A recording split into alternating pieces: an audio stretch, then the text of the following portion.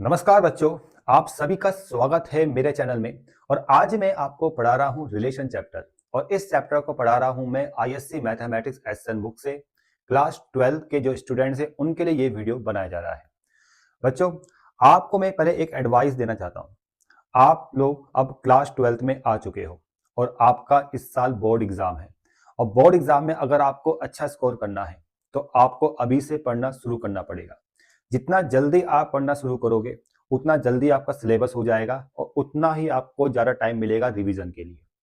इसलिए अभी से ही पढ़ना आपने शुरू कर देना है। और बच्चों, एक चीज़ मैं आपको और बोलता हूँ, ये जो चैप्टर मैं पढ़ा रहा हूँ इसमें जो एक्सरसाइज 1 है और एक्सरसाइज 1 में जितने भी क्वेश्चन है उनको अगर आपको अच्छी तरह से समझना है ना, तो सबसे पहले आप मेरा इससे पहले वाला वीडियो देख लेना जो मैंने रिलेशन पे बनाया है। उस पर मैंने रिलेशन की डेफिनेशन को समझाया है, रिलेशन के जो टाइप्स होते हैं उसको बहुत डिटेल में समझाया है। मतलब पूरा बेसिक कंसेप्ट मैंने उस वीडियो में कवर किया है। पहले वो वीडियो देखिए। जब बेसिक कंसेप्ट आपका क्लियर होगा ना, तब जाके आपको ये सारे क्वेश्चंस अच्छी तरह से समझ में आएंगे। ठीक है, लेकिन तब भी मैं शॉर्टकट में आपको टाइप ऑफ रिलेशन के बारे में थोड़ा बहुत समझा देता हूं, तब हम क्वेश्चंस को करना शुरू करेंगे। देखो बच्चों, यहाँ पर पहले जो क्वेश्चन नंबर 1 है उसको पढ़ लेते हैं। क्वेश्चन नंबर 1 में लिखा है, consider the following properties of relation: symmetric, transitive, reflexive, equivalence. ये रिलेशन के टाइप्स है, ये जो प्रॉपर्टीज है ना टाइप्स है। सिमेट्रिक रिलेशन का टाइप है, ट्रांजिटिव भी रिलेशन का एक टाइप है, रिफ्लेक्सिव रिलेशन का टाइप है। तो पहले आप इन तीनों को देखो। बच्चों देखो, रिफ्लेक्सिव क्या होता है मैं आपको समझाता हूँ। रिफ्लेक्सिव रिलेशन वो होता है जो अपने से ही निकाला जाता है। ठीक है ना। जैसे एग्जांपल के लिए एक लाइन एल है और एक रिलेशन में डिफाइन कर रहा हूं पैरेलल का, और रिलेशन पैरेलल का है और लाइन एल का रिलेशन एल से ही मैं निकाल रहा हूं कि L is parallel to L. तो अगर मैं बोलूंगा कि ये रिलेशन सही जा रहा है, एल क्या एल के पैरेलल हो सकता है, तो आप बोलोगे बिल्कुल हो सकता है, क्योंकि जितनी भी लाइंस होती है वो अपने के पैरेलल होती है। ऐसा रिलेशन जो अपने से वेरीफाई हो जाता है, जैसे पैरेलल का रिलेशन लाइन एल का लाइन एल के साथ वेरीफाई हो चुका है, ऐसा रिलेशन जो अपने से वेरीफाई हो जाता है वो रिलेशन रिफ्लेक्सिव कहलाता है। ठीक है, एक एग्जांपल मैं आपको और देता हूँ। ये पेन है बच्चों, मैं बोलूंगा कि ये पेन क्या अपने के सिमिलर है, आप बोलोगे हाँ ये पेन अपने के सिमिलर है। तो यहाँ पर जो मैं रिलेशन की बात कर रहा हूँ वो है सिमिलर वाला रिलेशन। सिमिलर का रिलेशन जब अपने से ही कंपेयर करोगे तो वो हमेशा सही होगा, और जब वो रिलेशन वेरीफाई हो चुका है तो वो एक रिफ्लेक्सिव रिलेशन कहलाएगा। मतलब सिमिलर का रिलेशन एक रिफ्लेक्सिव रिलेशन कहलाएगा। तो कहने का मतलब ये है कि जब भी आप रिफ्लेक्सिव वाले केस में आओगे तो जो भी रिलेशन गिवन होगा उसको कंपेयर करना है अपने से। अगर आपने एक एलिमेंट लिया तो उस एलिमेंट का रिलेशन उसी से कंपेयर करना है, और अगर वो सही होता है तो रिफ्लेक्सिव होगा, अगर वो सही नहीं होता है तो रिफ्लेक्सिव नहीं होगा। ठीक है। और कंडीशन क्या होती है रिफ्लेक्सिव की? ये होती है A comma A belongs to R. और ज्यादा डिटेल में जानना है तो उसके लिए मैंने इससे पहला वाला वीडियो बनाया है रिलेशन पर बेस्ड, वो जरूर देख लेना। ठीक है, तो इतना आपको पता होना चाहिए। ये था रिफ्लेक्सिव के लिए। दूसरा यहाँ पर है सिमेट्रिक। सिमेट्रिक समझना बहुत आसान है। सबसे पहले मैं सिमेट्रिक की कंडीशन लिख लेता हूं। देखो बच्चों, सिमेट्रिक कंडीशन ये होती है कि A comma B belongs to R implies B comma A belongs to are.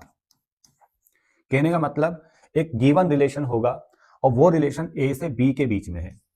A relation है, एक गिवन रिलेशन है जो ए से बी के बीच में है, और वही रिलेशन अगर बी का ए से होगा तब जाके वो सिमेट्रिक होगा बच्चों।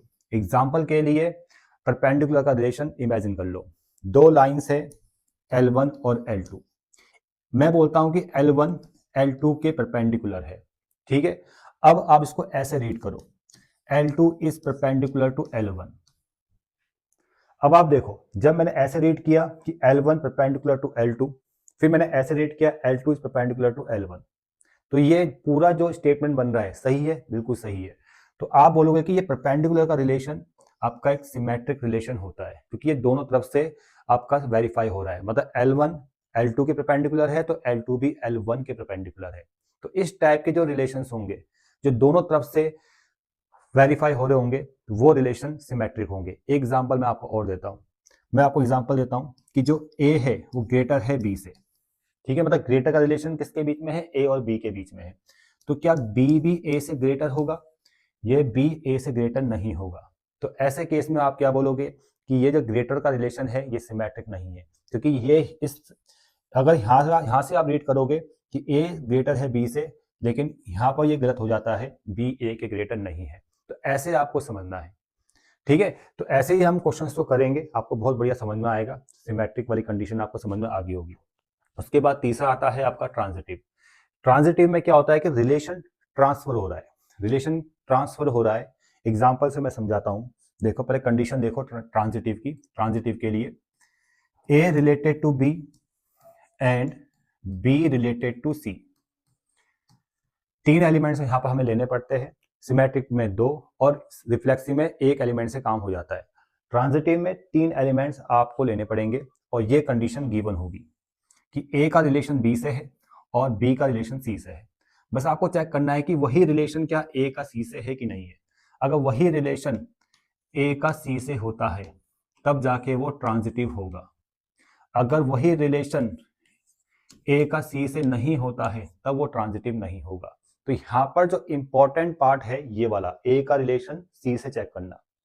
एग्जाम्पल के लिए देखो बच्चों, मैं तीन लाइंस ले रहा हूं, L1, L2 और L3।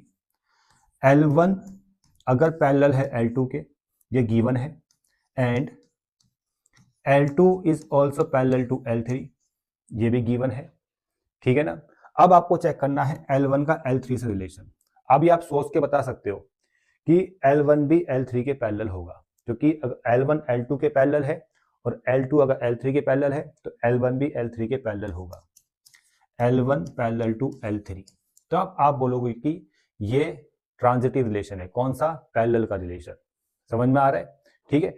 तो इस तरह से आपके पास क्वेश्चंस आएंगे और आपको स्टेप बाय स्टेप वो क्वेश्चंस करने पड़ेंगे, ठीक है ना। स्टेप्स बनते हैं, मैं आपको बताऊंगा कैसे स्टेप्स बनते हैं।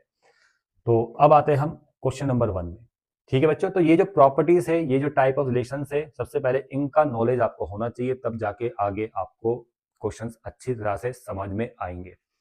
चलो अब एक और इक्विवेलेंस भी है। देखो इक्विवेलेंस क्या होता है, जो रिलेशन रिफ्लेक्सिव, सिमेट्रिक, ट्रांजिटिव तीनों है ना, वो इक्विवेलेंस होता है। और नन का मतलब जो कोई भी नहीं है। कुछ रिलेशन ऐसे होते हैं जो ना सिमेट्रिक होंगे, ना ट्रांजिटिव होंगे, ना रिफ्लेक्सिव होंगे, तो वहां पर आपने एन मतलब नन लिखना है। तो अब आते हैं क्वेश्चन में। देखो बच्चों, यहाँ पर ये 5 पार्ट्स है, 5 गिवन रिलेशन है। आपको बताना है कौन सी प्रॉपर्टी इनको सेटिस्फाई कर रही है, मतलब कौन से रिलेशन यहाँ पर आप ढूंढ पाओगे।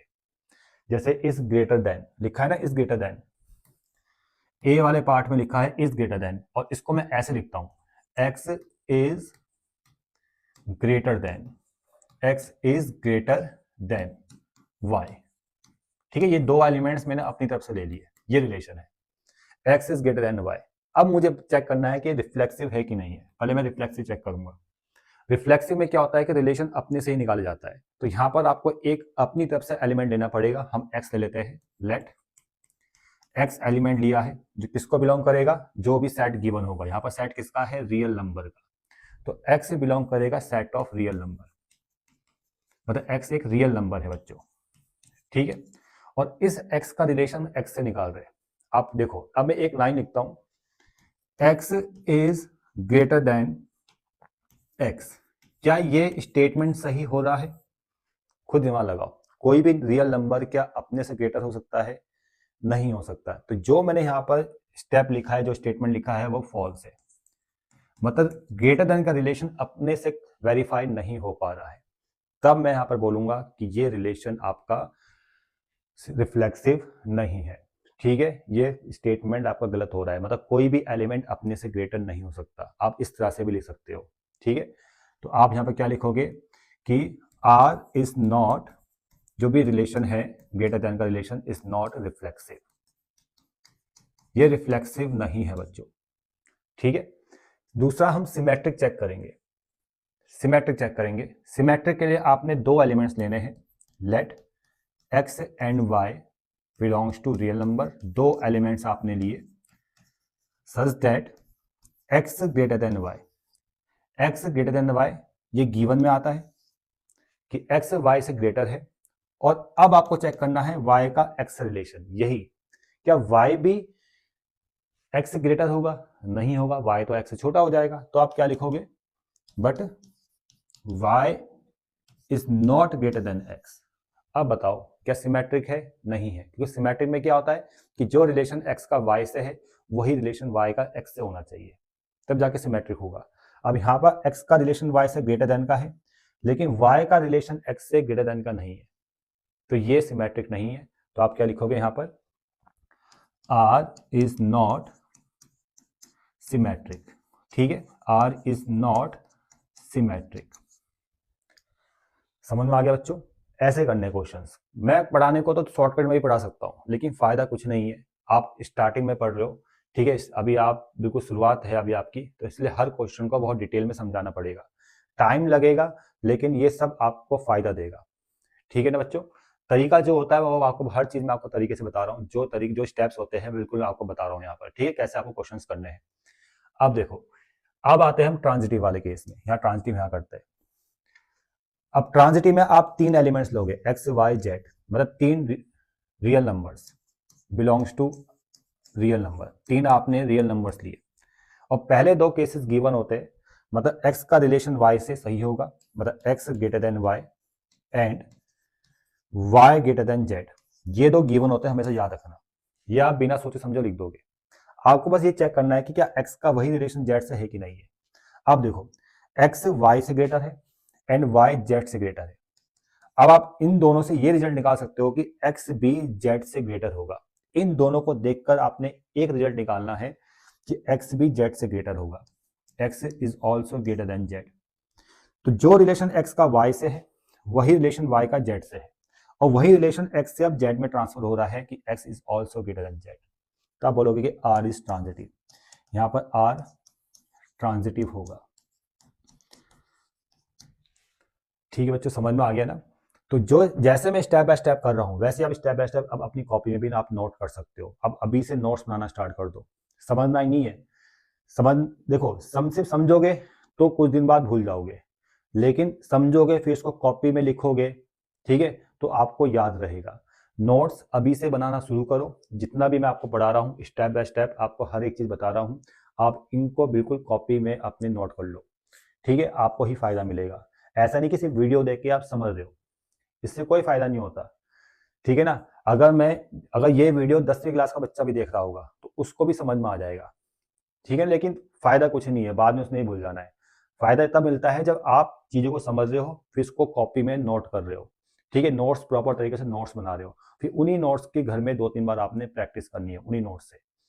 ठीक है, तब जाके आपके दिमाग में ये सब चीजें घुसेगी। ठीक है, तब जाके आपके दिमाग में ये सब चीजें फिट हो जाएगी और आपको आगे कोई दिक्कत नहीं आएगी। ठीक है, चलो, इतना क्लियर हो गया। ये सब पहले पार्ट के लिए था। देखो, अभी सिर्फ पहला पार्ट हुआ है। ठीक है, तो यहां पर जो आंसर है कौन सी प्रॉपर्टी सेटिस्फाई कर रही है? ट्रांजिटिव वाली। यहां पर आपने टी लिखना है। अब इसको करते हैं रफ। इसको मैं रफ करता हूं।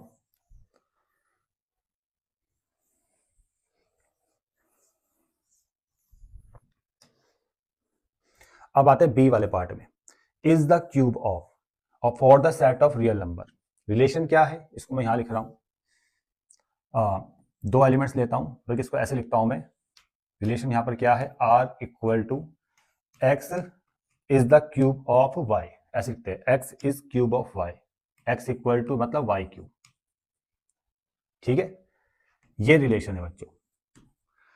एक्स जो है वो वाई का क्यूब है। एक्स और वाई में क्या रिलेशन है? इज द क्यूब ऑफ का।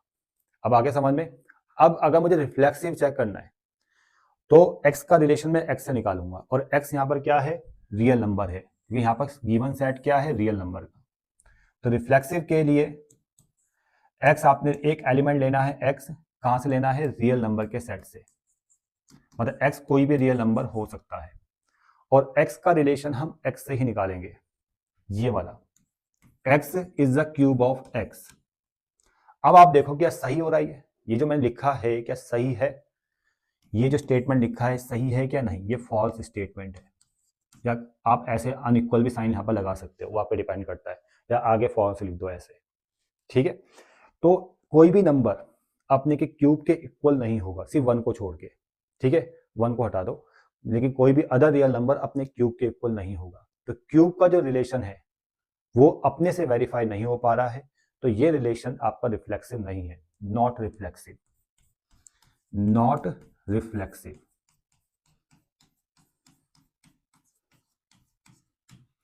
अब सिमेट्रिक में आपको बताता हूं, देखो सिमेट्रिक के लिए हम यहां पर कोई भी दो रियल नंबर्स देते हैं, जैसे मैं ले लेता हूं x इक्वल टू, मैं यहां पर ले लेता हूं 8 और y इक्वल टू मैं लेता हूं 2। ठीक है, ऐसे भी आप काउंटर एग्जांपल दे सकते हो चेक करने के लिए, दोनों रियल नंबर से। अब मैं बोलूंगा कि जो 8 है वो 2 के क्यूब के इक्वल है। ठीक है, ये तो वैसे भी गिवन होता है, पहला केस सिमेट्रिक में गिवन होता है। मतलब अगर आप सिमेट्रिक में जाओगे, अगर a रिलेटेड टू b है तो ये गिवन कंडीशन होती है, लेकिन इंप्लाइज के बाद b रिलेटेड टू a, ये आपको चेक करना होता है। वही रिलेशन b का a से होना चाहिए। अगर वही रिलेशन b का a से वेरीफाई होता है तब जाके सिमेट्रिक है, लेकिन वही रिलेशन b का a से वेरीफाई नहीं होता है तो सिमेट्रिक नहीं है। तो सेम यहाँ पर क्यूब का रिलेशन 8 और 2 में वेरीफाई हो रहा है, मतलब 8 2 के क्यूब के इक्वल है, बट 2 जो है वो 8 क्यूब के इक्वल नहीं है। मतलब क्यूब का रिलेशन 2 से 8 पे वेरीफाई नहीं हो रहा है, मतलब 2 8 के क्यूब के इक्वल नहीं है, तो यहाँ पर नॉट सिमेट्रिक, ये सिमेट्रिक नहीं है बच्चों। आगे समझ में। ट्रांजिटिव के लिए आप कोई भी 3 नंबर्स ले लो, जैसे x आप ले लो, यहाँ पर हम ले लेते हैं ट्रांजिटिव के लिए x 512 और y 8 और z लेते हैं हम 2। और मैंने आपको बताया था ट्रांजिटिव में कि पहले दो केसेस गिवन होते हैं। देखो ट्रांजिटिव की कंडीशन यहां लिख लेता हूं मैं कि a related to b and b related to c, ये दो कंडीशंस गिवन होती है।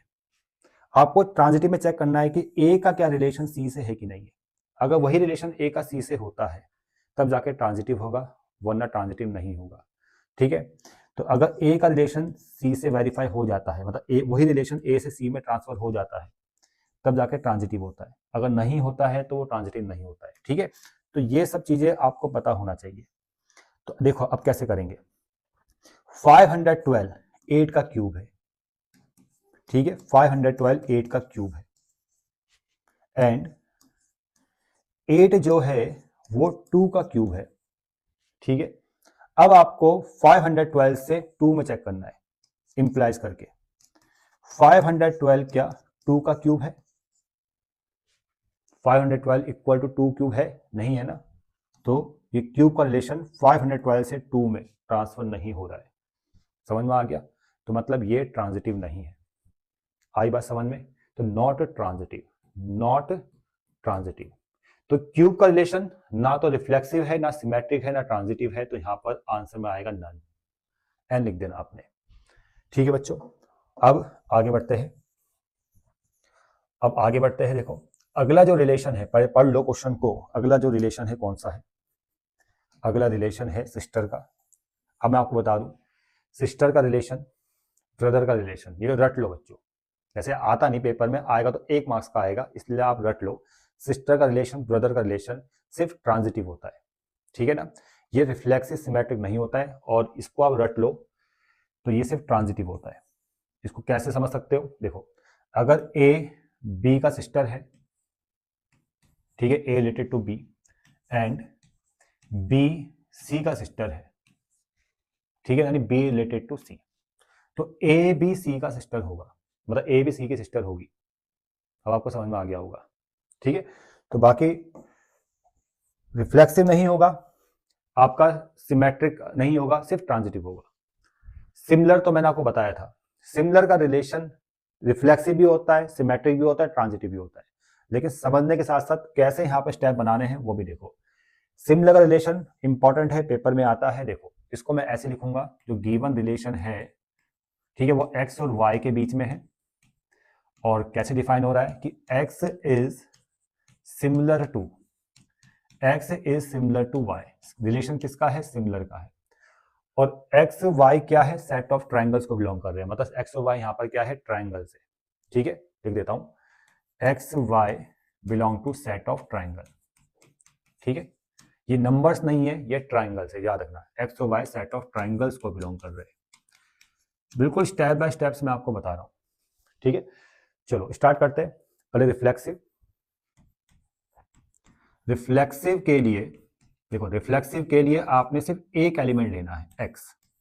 कहां से लोगे, सेट ऑफ ट्राइंगल t से लोगे, सेट ऑफ ट्राइंगल t से। ठीक है, और x का रिलेशन x से निकालोगे, क्या x सिमिलर टू x सही है, बिल्कुल सही है। Every triangle similar to itself, यानी x similar to x, y similar to y, जितने भी ट्राइंगल्स होते हैं वो सब अपने के सिमिलर होते हैं। ये लाइन आप ले सकते हो, every triangles, every triangle similar to itself, similar to itself, ठीक है, समझ में आ गया। उसके बाद आप एक लाइन ये भी लिखोगे कि x, x belongs to r, मतलब x का रिलेशन x से वेरीफाई हो चुका है, तो x, x belongs to r। ये कुछ तरीके हैं लिखने के, स्टेप से ऐसे क्वेश्चन करना है। मतलब x लेना है सेट से, फिर x का रिलेशन x से डिफाइन करना है, अगर वो सही होता है तो बाद में लिख देना है x, x belongs to r, ठीक है ना। क्लियर बच्चों, यहाँ पे लिख देना कि ये ट्रू है बच्चों, ये वाला स्टेटमेंट आपका ट्रू है, फॉल्स नहीं है, ठीक है। तब आप बोलोगे यहाँ पर कि R इज रिफ्लेक्सिव, R आपका कैसा है, रिफ्लेक्सिव है। उसके बाद सिमेट्रिक में आएंगे। देखो सिमेट्रिक के लिए दो एलिमेंट्स आप लेने हैं, x और y दो ट्राइंगल्स है, आप T1 T2 भी ले सकते थे ट्राइंगल्स को, मैंने x y ले लिया, कोई फर्क नहीं पड़ता। x y two triangles belongs to set of triangle, ठीक है। अब x देखो x सिमिलर है y के, तो implies y is also similar to x, तो यहाँ पर डायरेक्ट आप लिख सकते हो कि R इज सिमेट्रिक। सिमेट्रिक की कंडीशन तो आपको पता ही होगी, अगर x y के सिमिलर है तो y भी x के सिमिलर होगा, तो ये सिमेट्रिक की कंडीशन को वेरीफाई कर रहा है, तो R इज सिमेट्रिक। और ट्रांजिटिव के लिए तीन ट्राइंगल्स लेने हैं, x y z belongs to T। अब x सिमिलर टू y ये गिवन है, and y similar to z ये भी गिवन है, तो इंप्लाइज अब क्या x z के सिमिलर होगा, बिल्कुल होगा, x is also similar to z, तो R इज ट्रांजिटिव। समझ में आ गया। बस यहाँ पर x y की जगह आप T1 T2 T3 ट्राइंगल्स ले सकते हो, मैंने x y के टर्म में कर दिया, ठीक है, उससे कोई फर्क नहीं पड़ता। तो ये था क्वेश्चन नंबर, ये था डी वाला पार्ट, और ये आपका तीनों है। जब तीनों है तो इक्विवेलेंस भी लिख सकते हो, ई लिख सकते हो यहाँ पर, रिफ्लेक्सिव, सिमेट्रिक, ट्रांजिटिव, ठीक है, वो भी लिख सकते हो, ई भी लिख सकते हो। समझ में आ गया बच्चों। अब आते हैं लास्ट वाले पार्ट में, इस परपेंडिकुलर। देखो परपेंडिकुलर वाला जो रिलेशन है काफी इंपॉर्टेंट है, पेपर में आता है ये। तरीका क्या है, कैसे करोगे, देखो परपेंडिकुलर का relation set of coplanar lines, मतलब लाइंस जो होती है उनके बीच में हम परपेंडिकुलर रिलेशन को देखते हैं। तो इस बार लाइंस को मैं L1 L2 ले लेता हूं, और रिलेशन क्या है कि L1 जो है वो L2 के परपेंडिकुलर है, ये रिलेशन दे रखा है।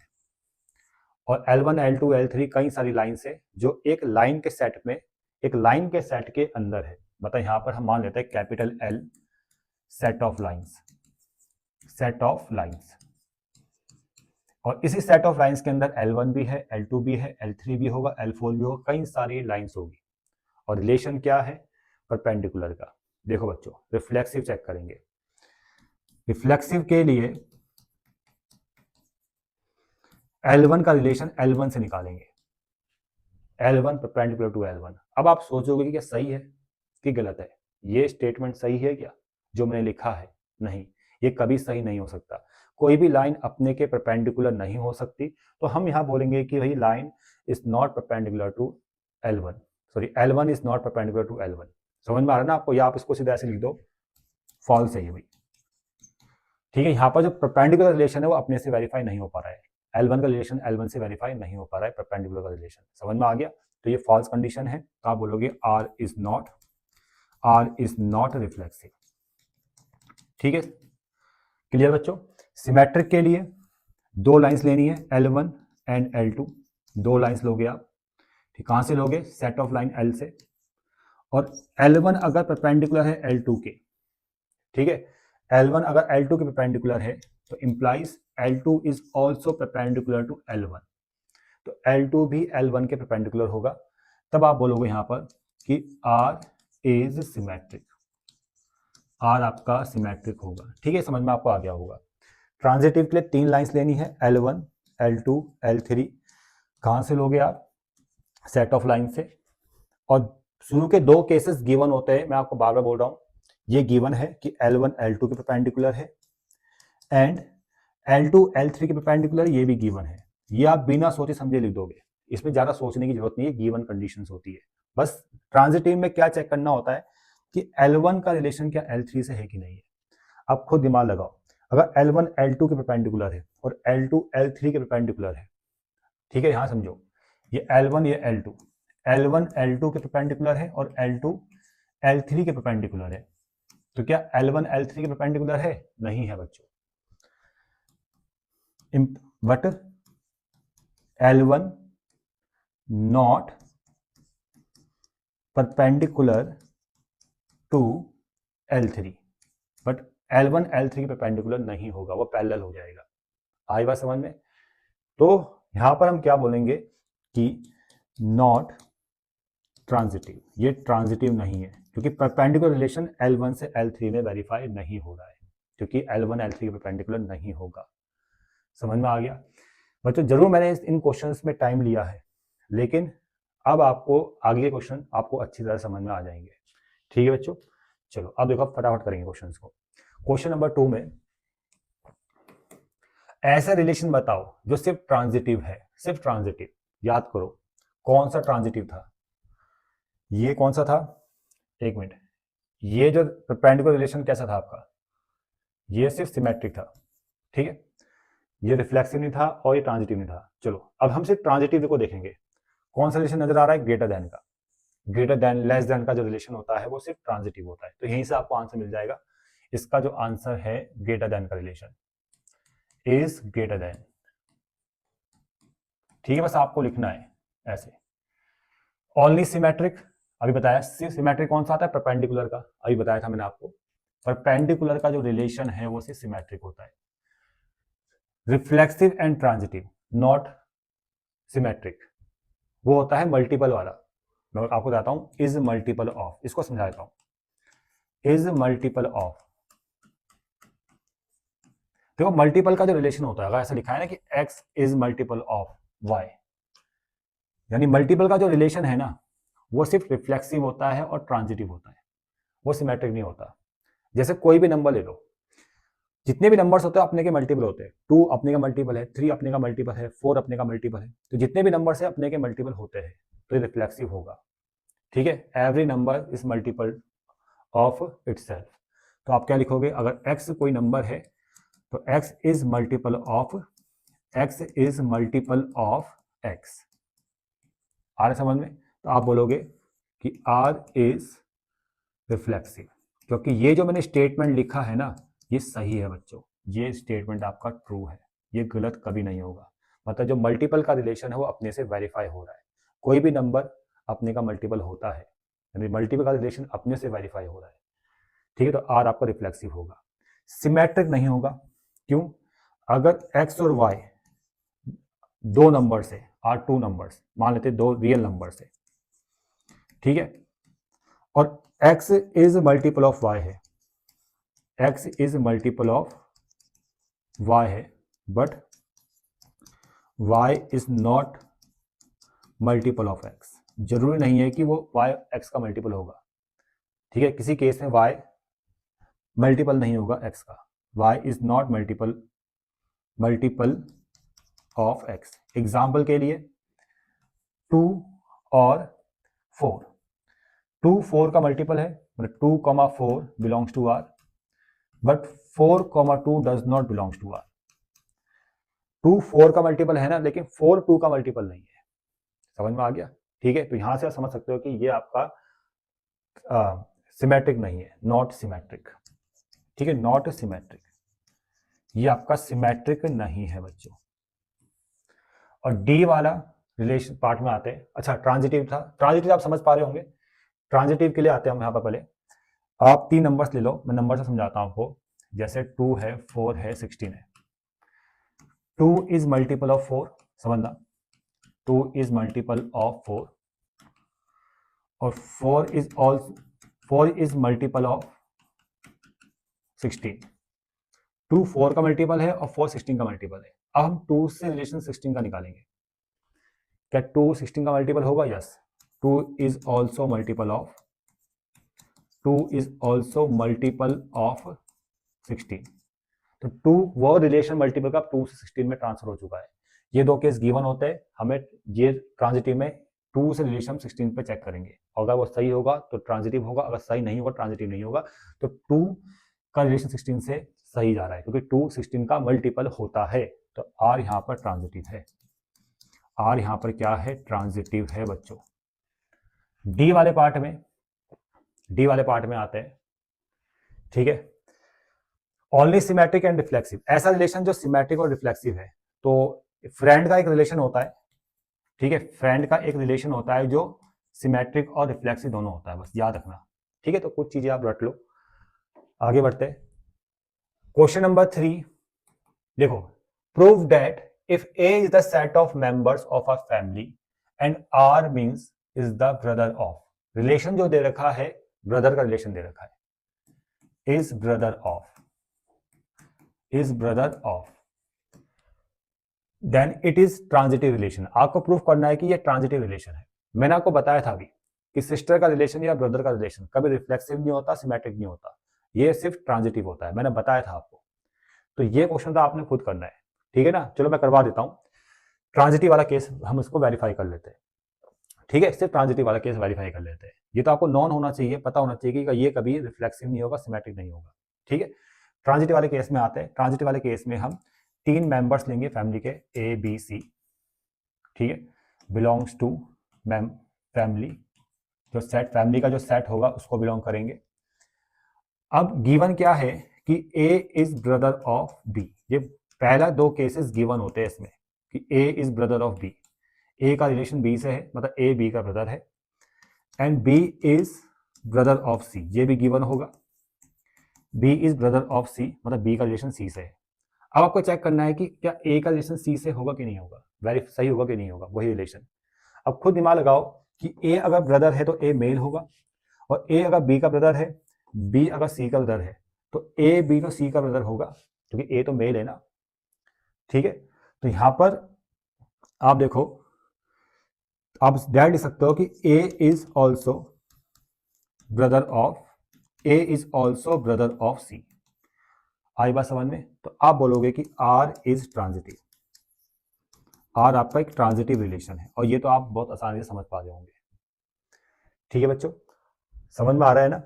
आप ऐसे ही लिख दोगे क्वेश्चन को, पहली बात तो ये क्वेश्चन आएंगे नहीं बोर्ड में, ऐसे नहीं आते, अगर आएंगे तो 1 मार्क्स में आएंगे। तो ये तो आपको डेट याद होना चाहिए भाई, 1 मार्क्स के क्वेश्चन के लिए आप पूरे इतना भी स्टेप नहीं दिखाओगे, टाइम वेस्ट है। आपको तो याद होना चाहिए कि सिस्टर का रिलेशन, ब्रदर का रिलेशन, वो क्या होता है आपका, सिर्फ ट्रांजिटिव होता है। एक फ्रेंड का जो रिलेशन है वो ट्रांजिटिव नहीं होता, फ्रेंड का रिलेशन वो ट्रांजिटिव नहीं होता, ये तो रटे होने चाहिए आपको, ठीक है, क्योंकि ये तो 1 मार्क्स में आते हैं। फ्रेंड का रिलेशन ट्रांजिटिव नहीं होता, वो सिर्फ रिफ्लेक्सिव होता है और सिमेट्रिक होता है, ठीक है। और सिस्टर और ब्रदर का रिलेशन कैसा होता है आपका, सिर्फ ट्रांजिटिव होता है, ये रट लो बच्चों। आगे बढ़े, शो डेट, आसान क्वेश्चन है, show that the relation R in the set, और आर रिलेशन गिवन है, ये तो बहुत ही आसान क्वेश्चन, ये भी 1 मार्क्स में आ सकता है बोर्ड में, 1,2, 2,1। अब बताओ ये किस टाइप का रिलेशन शो कर रहा है, ये सिमेट्रिक शो कर रहा है। सिमेट्रिक कंडीशन क्या होती है भाई, A related to B implies B related to A, मतलब A comma B belongs to R implies B comma A is also belongs to R, मतलब ऐसे ऑर्डर पेयर्स किसी भी रिलेशन के सेट में होंगे तो वो आपका सिमेट्रिक होगा। 1,2 आर को बिलोंग कर रहा है, तो 2,1 भी आर को बिलोंग कर रहा है, तो ये आपका सिमेट्रिक रिलेशन है, साफ दिख रहा है। और रिफ्लेक्सिव नहीं है, रिफ्लेक्सिव क्यों नहीं है, क्योंकि रिफ्लेक्सिव में कैसे ऑर्डर पेयर्स आते हैं, मैंने आपको बताया था, इससे पहले वाले वीडियो में बता रखा है कि रिफ्लेक्सिव में अगर ए सेट ये दे रखा है तो रिफ्लेक्सिव के लिए 1,1, 2,2 और 3,3, ये इस टाइप के ऑर्डर पेयर्स यहाँ पर होने चाहिए थे, इस टाइप के ऑर्डर पेयर्स यहाँ पर होने चाहिए थे, लेकिन इस टाइप के ऑर्डर पेयर्स आर को बिलोंग नहीं कर रहे हैं। तो आप लिखोगे कि R is not reflexive, R is not reflexive, ये आपका रिफ्लेक्सिव नहीं है, क्योंकि इस टाइप के ऑर्डर पेयर्स जो डबलेट फॉर्म में होते हैं वो रिलेशन में नहीं है, इसलिए ये रिलेशन रिफ्लेक्सिव नहीं है। सिमेट्रिक है वो मैंने आपको बता दिया है, सिमेट्रिक आप यहाँ पे दोबारा लिख लो, 1,2 belongs to R implies 2,1 is also belongs to R, तो आर इज सिमेट्रिक, आर आपका सिमेट्रिक है, ठीक है। और ट्रांजिटिव के लिए आप कैसे रीड करोगे, देखो ट्रांजिटिव भी समझ लो। ट्रांजिटिव के लिए आप कैसे रीड करोगे, कंडीशन क्या होती है, a comma b belongs to r, b comma c belongs to r, then a comma c is also belongs to r। तो a कॉमा b की फॉर्म नजर आ रही है यहाँ पर, 1 कॉमा 2 बिलोंग्स टू r, ये b कॉमा c की फॉर्म है, ठीक है, 2 comma 1 is also belongs to r। समझ में आ गया। अब क्या 1 का रिलेशन 1 से, देखो आप इसको ऐसे रीड करो, ये a है, ये b है, ये b है, ये c है, ठीक है। अब a का रिलेशन c से निकालो। अब इस रिलेशन में क्या 1 कॉमा 1 है क्या, क्योंकि a और c का रिलेशन देखेंगे तो 1 कॉमा 1 ऑर्डर पेयर बनेगा, और 1 कॉमा 1 ऑर्डर पेयर इस रिलेशन के सेट में है, नहीं है ना। तो 1 comma 1 does not belongs to r, तो यहाँ पर r इज नॉट ट्रांजिटिव, ये आपका ट्रांजिटिव नहीं है, बस यही तो प्रूफ करना था। सिमेट्रिक है, रिफ्लेक्सिव नहीं है, ट्रांजिटिव नहीं है, ठीक है। कॉपी कर सकते हो, ठीक है, नोटबुक अपनी नोटबुक में कॉपी कर लो, नोट्स अभी से बनाना स्टार्ट करो तो बढ़िया समझ में आएगा। अब क्वेश्चन नंबर 5 में आते हैं। देखो क्वेश्चन नंबर 5 के जो पार्ट्स है, एक मिनट देखता हूं मैं, क्वेश्चन नंबर 6, क्वेश्चन नंबर 5, अच्छा क्वेश्चन नंबर 5 में ना आपको रिलेशन दे रखा है, देखो यहाँ दे रखा है ना रिलेशन।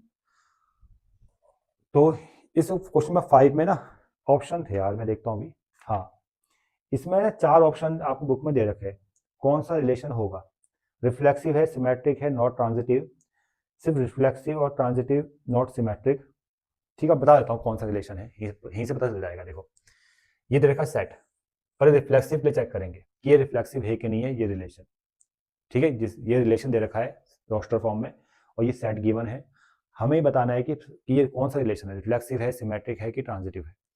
तो पहले हम यहाँ पर रिफ्लेक्सिव के लिए चेक करेंगे। रिफ्लेक्सिव के लिए आप कैसे चेक करते हो, अगर कोई गिवन सेट में जितने भी एलिमेंट्स हैं उनका डबलेट फॉर्म उस रिलेशन के रोस्टर फॉर्म में होना चाहिए। जैसे यहाँ पर 1 है तो यहाँ 1 1 होना चाहिए, यहाँ पर 2 है तो यहाँ पर 2 2 होना चाहिए, बिल्कुल है ना, ऐसे चेक करना है।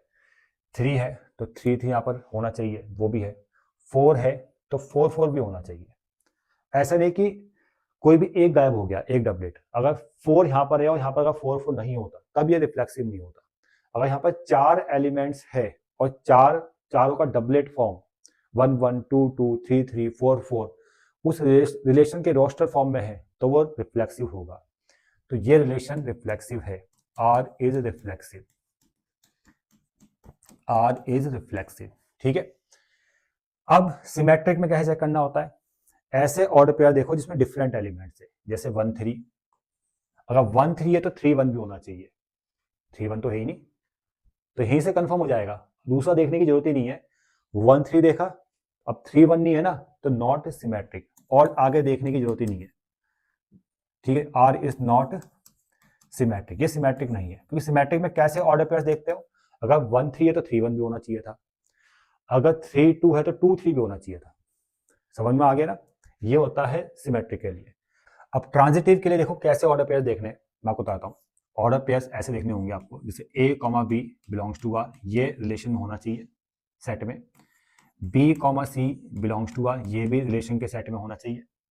और A का रिलेशन C से, यानी A comma C belongs to R, ये वाला ऑर्डर पेयर भी होना चाहिए।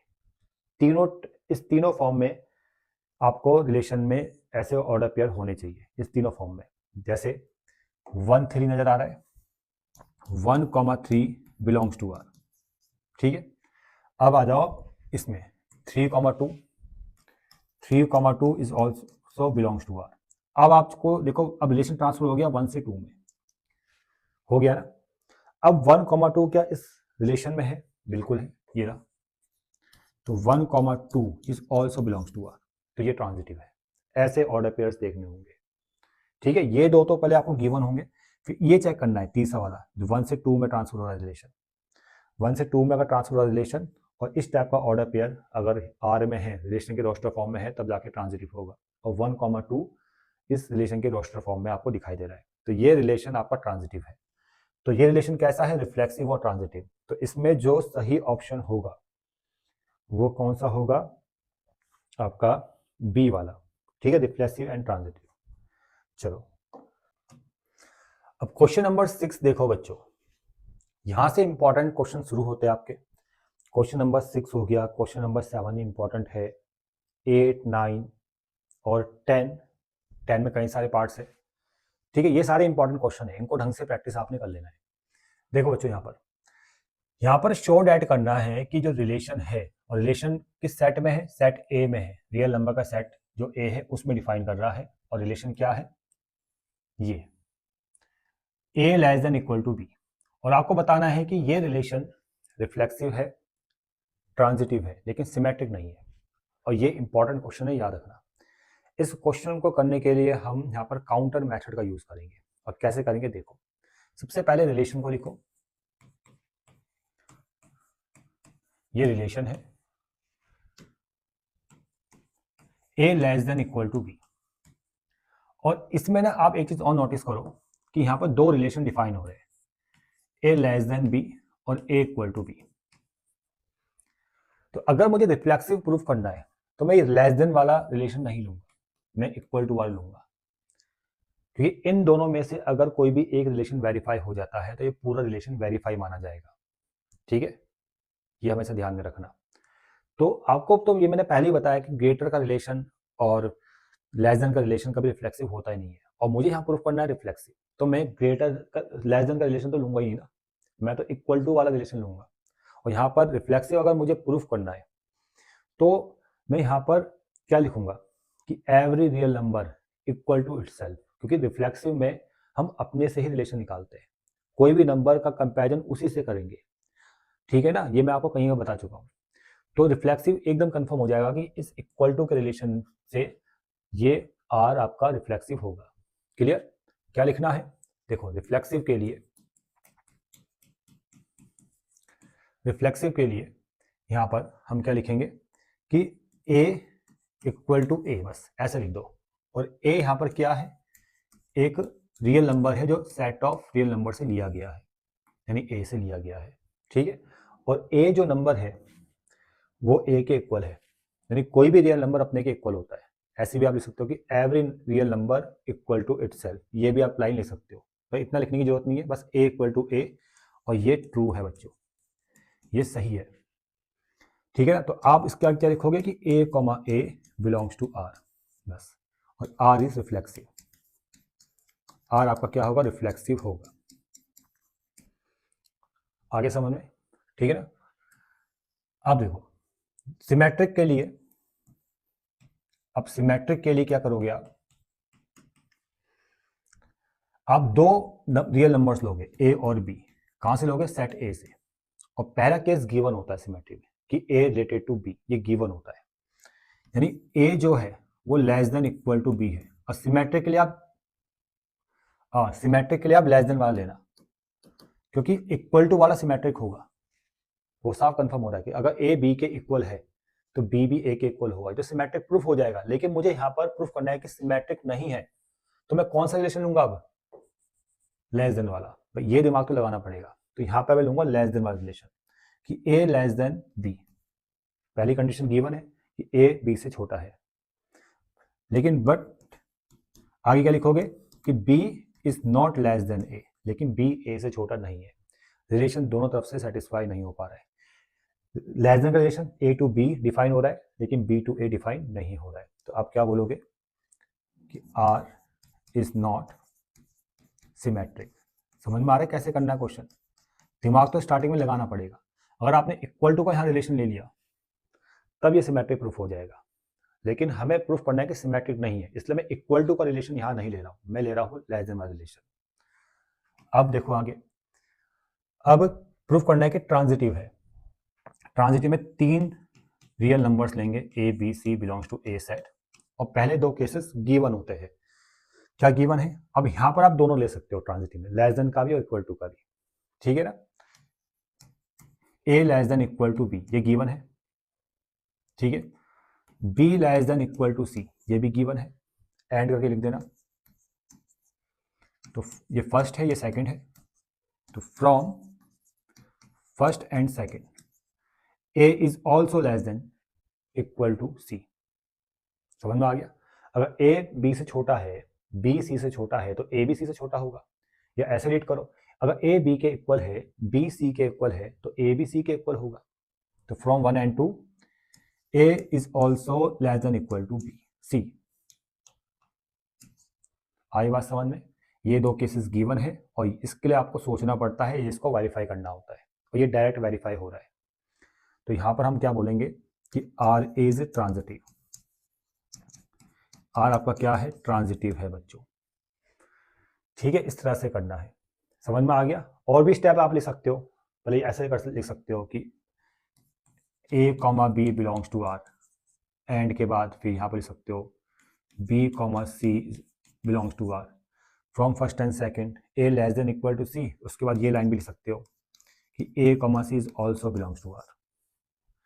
ठीक है, ऐसे भी कर सकते हो और जैसे मैंने स्टार्टिंग में बताया वैसे भी कर सकते हो। ठीक है, आगे समझ में कैसे करना है क्वेश्चन को, जैसे मैं पढ़ा रहा हूँ वैसे ही आप अपनी कॉपी में नोट कर लो, प्रैक्टिस कर लेना, कोई भी दिक्कत आपको नहीं आएगी। ठीक है ना? चलो आगे बढ़ते। ये देखो, ये है बढ़िया क्वेश्चन। इसको करेंगे काउंटर मेथड से। उसको भी, पहले वाले को भी कर सकते थे, लेकिन ये ज़्यादा बढ़िया समझ में आएगा। इसमें फर्क क्या है? देखो, रिलेशन में बी स्क्वायर आ गया, देखो ना, बी स्क्वायर आ गया यहाँ पर, और पहले वाले में क्या था? बी था, सिर्फ A less than equal to B था, और यहाँ पर क्या है? B square. और इसमें शो डैट करना है कि रिलेशन आर है जो सेट ए के एलिमेंट्स यानी रियल नंबर्स में डिफाइन हो रहा है, और बताना है कि नाइदर रिफ्लेक्सिव, ना तो रिफ्लेक्सिव है, ना ही सिमेट्रिक है, और ना ही ट्रांजिटिव है। ठीक है, इंपॉर्टेंट क्वेश्चन है बोर्ड एग्जाम के लिए, मैं आपको बता रहा हूँ। तो यहाँ पर सबसे पहले रिलेशन को लिख लो। रिलेशन को लिख लेते हैं, A comma B such that A less than equal to B square. ये रिलेशन है भाई। और मैंने आपको बताया कि इसमें दो रिलेशन है, A less then B square और ए इक्वल टू बी स्क्वायर। इन दोनों में से एक को लेके चलना है, दोनों भी ले सकते हो और एक भी ले सकते हो। अगर इन दोनों में से एक भी लेके चलोगे तो पूरा रिलेशन आपका सही माना जाएगा, या जो भी है प्रोसेस वो हो जाएगा मतलब। तो ये दिमाग आपको खुद का अपना लगाना है। और मुझे अगर यहाँ पर देखो, मुझे प्रूफ करना है कि रिफ्लेक्सिव नहीं है, तो मैं कौन सा रिलेशन लेके चलूँ? आप खुद दिमाग लगाओ। रिफ्लेक्सिव के लिए सबसे आसान है ये वाला। ठीक है, A equal to B square, A equal to B square वाला, ये सबसे बढ़िया रहेगा। तो कोई भी एक नंबर ले लो। देखो, एक नंबर ले लेता हूं मैं, लेट ए ले लिया मैंने 1/2। ठीक है, इसको बोलते हैं, जब आप स्टार्टिंग में कोई नंबर लेके करोगे ना ऐसे वेरीफाई कि रिफ्लेक्सिव है कि नहीं है, उसको बोलते हैं काउंटर मेथड, उसको बोलेंगे हम काउंटर मेथड। तो यहाँ पर मैंने एक नंबर ले लिया 1/2, और यहाँ पर मैं पुट कर रहा हूँ कि 1/2 इक्वल टू 1/2 का स्क्वायर। 1/2 क्या 1/2 के स्क्वायर के इक्वल है? नहीं होता। आप ये भी ले सकते हो, चलो आप ये भी ले सकते हो, 1/2 लेस देन 1/2 का स्क्वायर। क्या सही है? 1/2 क्या 1/2 के स्क्वायर से छोटा होता है? नहीं होता है। 1/2 1/2 के स्क्वायर से बड़ा होता है, 1/4 से बड़ा होता है। ये भी ले सकते हो, चलो ये भी सही नहीं हो रहा। मतलब आपने एक नंबर 1/2 लिया, तो 1/2 ना तो 1/2 के स्क्वायर के इक्वल है, और 1/2 ना तो 1/2 के स्क्वायर से छोटा है। 1/2 1/2 के स्क्वायर से बड़ा होता है। 1/2 का स्क्वायर कितना होता है? 1/4, और 1/2 1/4 से बड़ा होता है। समझ में आ रहा है ना? तो दोनों अगर आप लेके चलोगे, चलो दोनों ही आपने लेके चला, तब भी 1/2 1/2 does not belongs to R. मतलब गिवन रिलेशन 1/2 से 1/2 पर डिफाइन नहीं कर रहा है। 1/2 का रिलेशन 1/2 से निकाला तो ये रिलेशन वेरीफाई नहीं हो पा रहा है। ठीक है, तब हम बोलेंगे कि R is not reflexive. R is not reflexive. ठीक है बच्चों, समझ में आ गया? सेकंड, उसके बाद क्या करना है? किसके लिए? सिमेट्रिक के लिए। सिमेट्रिक के लिए ऐसे कोई भी दो नंबर ले लो। सिमेट्रिक के लिए दो नंबर सही है। एक नंबर मैंने 1 ले लिया और बी ले लिया 5, और पहले केस गिवन होता है कि A comma B belongs to R, और यहाँ पर हम लेंगे, यहाँ पर हम कौन सा केस ले? चलो ये वाले थे, अनइक्वल वाला, मतलब 1 जो है वो 5 के स्क्वायर से छोटा है, होता ही है ना, बट 5 जो है वो 1 के स्क्वायर से छोटा नहीं होता है। तो आप यहाँ पे क्या निष्कर्ष निकालोगे कि 1,5 तो आर को बिलोंग कर रहा है, क्योंकि ये तो गिवन होता है। इस वाले केस में तो हम बोलेंगे रिलेशन वेरीफाई कर रहा है इन दो नंबर्स के बीच में, लेकिन चेक दूसरे वाले केस में करना पड़ता है। लेकिन 5,1 does not belongs to R, ये 5,1 आर को बिलोंग नहीं कर रहा है, मतलब 5 और 1 के बीच में ये अनइक्वल वाला लेस देन वाला रिलेशन वेरीफाई नहीं हो पा रहा है। समझ में आ गया? तो यहां पर लिखोगे कि आर इज नॉट सिमेट्रिक, ये आर आपका सिमेट्रिक नहीं है। क्लियर बच्चों? ट्रांजिटिव के लिए आते, देखो यहां बताता हूं मैं आपको। ट्रांजिटिव में 3 नंबर्स ले लो, ए आपने ले लिया 50 और बी आपने ले लिया 8 क्या ले लिया, मतलब चलो 8 ले लिया, और सी आपने ले लिया यहाँ पर सी आप ले लो यहाँ पर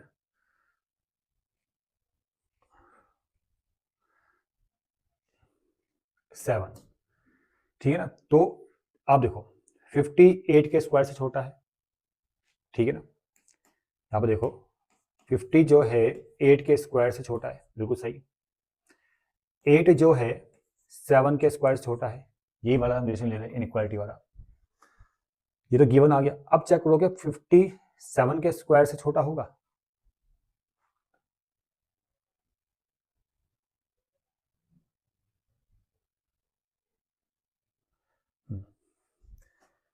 तो 50 जो है क्या 7 के स्क्वायर से छोटा होगा? नहीं होगा ना। 57 का स्क्वायर यानी 49 से तो छोटा कहाँ होता है, वो तो बड़ा होता है। तो 50 जो है वो 7 के स्क्वायर से छोटा नहीं होगा बच्चों, ठीक है। देखो ना आप, 58 के स्क्वायर से छोटा है, 8 का स्क्वायर 64, उससे लेस देन होता है 50। 8 7 के स्क्वायर से छोटा है, 7 का स्क्वायर 49 होता है। लेकिन जो 50 जो है वो 7 के स्क्वायर से छोटा नहीं होता, 7 का स्क्वायर 49 होता है ना, तो 50 49 से तो बड़ा होगा, 50 7 के स्क्वायर से छोटा कहाँ होगा। तो ये रिलेशन 50 से 7 में जब गया तो वेरीफाई नहीं हो पा रहा है, तो आर इज नॉट ट्रांजिटिव। ऐसे करना है क्वेश्चन को बच्चों। तो ये जो स्टेप मैंने बताया है इसको बोलते हैं counter example method, counter method. इसमें हम अपनी तरफ से नंबर्स लेकर इन रिलेशन को चेक करते हैं कि है कि नहीं है। समझ में आ गया? ना तो रिफ्लेक्सिव है, ना सिमेट्रिक है, ना ट्रांजिटिव है। और ये इंपॉर्टेंट क्वेश्चन है बच्चों, ये इंपॉर्टेंट क्वेश्चन है। जैसे मैंने बताया आप वैसे आप इसको कॉपी कर लो, ठीक है। बस यहाँ पर थोड़े स्टेप लिख देना फॉर ट्रांजिटिव, 3 नंबर्स लिए गए रियल नंबर के सेट से, उसके बाद ये लिख देना भाई, ठीक है। फुल नंबर में कोई भी नंबर नहीं काट सकता आपका।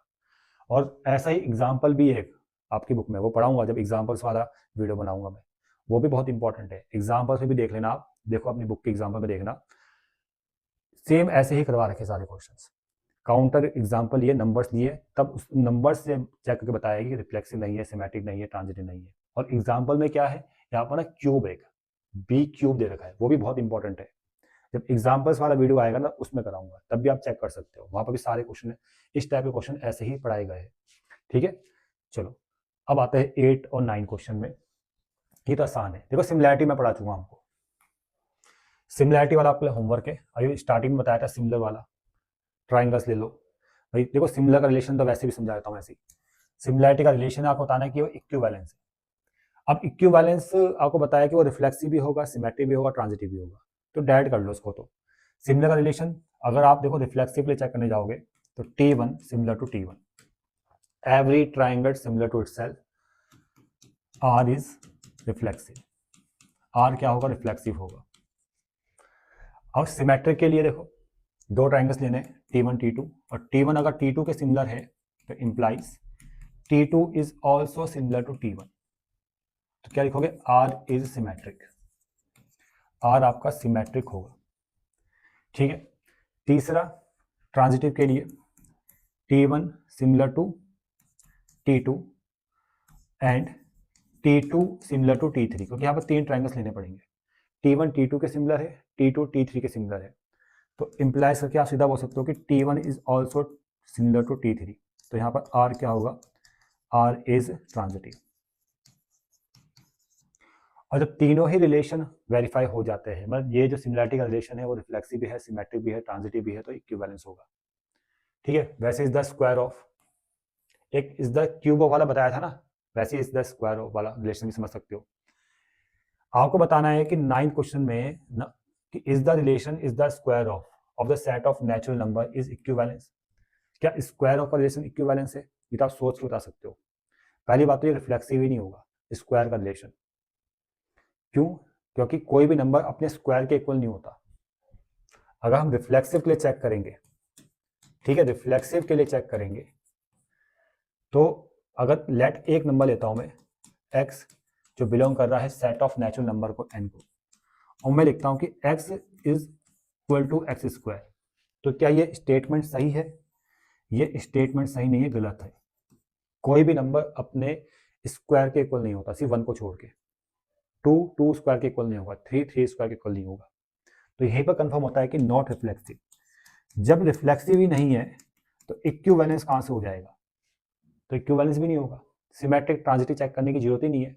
जब रिफ्लेक्सिव ही नहीं है तो इक्विवेलेंस भी कहां से होगा? तो आप आंसर क्या दोगे? Not equivalence.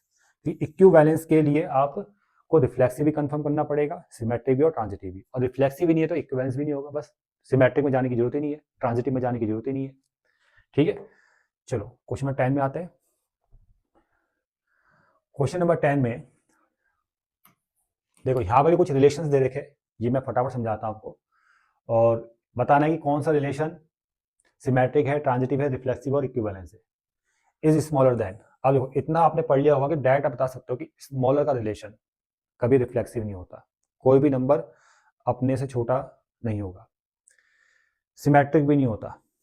ठीक है, ग्रेटर का स्मॉलर का रिलेशन सिमेट्रिक भी नहीं होता, वो सिर्फ ट्रांजिटिव होता है। ठीक है, ये मैंने पढ़ा रखे क्वेश्चन कई सारे अभी आपको, ये सिर्फ ट्रांजिटिव होगा। Is the father of,